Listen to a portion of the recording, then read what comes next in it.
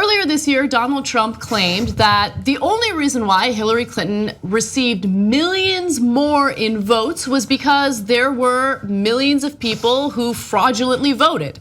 Well, as a result, and of course there's been no evidence of this whatsoever, he created a voter fraud commission to investigate the issue of voter fraud. And recently that commission sent out letters to secretaries of state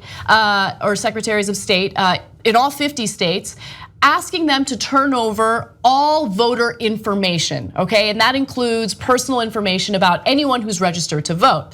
Now, the officials from various states are fighting back and refusing to comply. However, the voter fraud commission also decided to get some commentary about this issue from the public. And so they sent this message out earlier. Any member of the public wishing to submit written comments for the commission's consideration may do so via email at electionintegritystaff@ovp blah blah blah. You guys get it. Please note that the commission may post such written comments publicly on our website, including names and contact information that are submitted. Well, they followed through on that, and they have decided to publish the first batch of emails that they've received. Now, we've blocked out the personal information of these people. You don't need to know what they are. But some of these emails are so good. So good. So let me read you some. One person writes in, "Just fuck off already, you shit stain on democracy." And then I love the subject line, "Piece of shit you are, Yoda." All right, let's go to the next one. One person writes in, "Who the fuck are you, evil people? Kobach and Pence can eat my asshole. Fucking with voting rights is vile, obnoxious shit, and I wish anyone who is involved in this ends their lives in prison. Fuck each and every one of you." Okay, so nice, polite email. By the way, there are people who did write politely to protest what's going on. One person writes in, "I pay the government a boatload of taxes, so you work for me. I think you are doing a terrible job. Explain yourself." And go ahead, you guys jump in. There's like other emails that I want to read, but.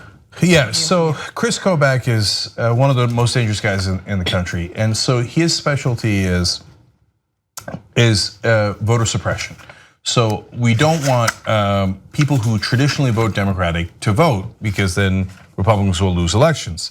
So we're going to try to suppress the votes of people who are poor, minorities, and students.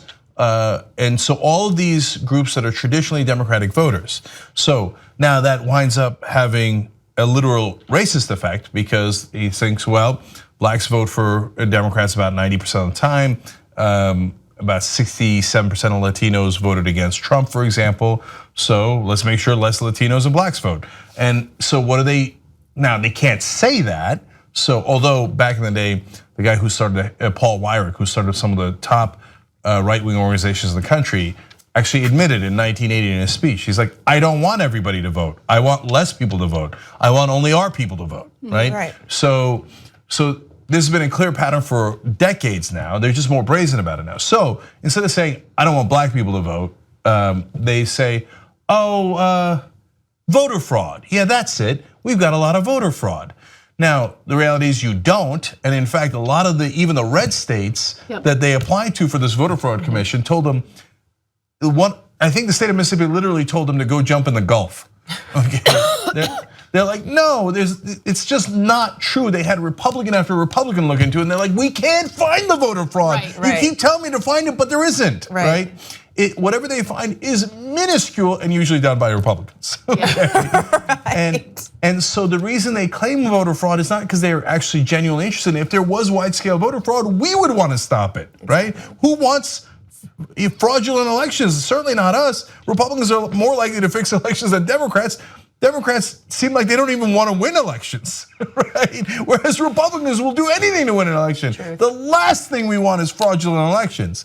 So they go, oh, I need voter ID laws so that there's no fraud committed. So you just need an ID. But people say, oh, most people have IDs. So they're like, what's the big deal? I have a driver's license. Why don't you just use a driver's license? Well, 25% of African Americans don't have driver's license.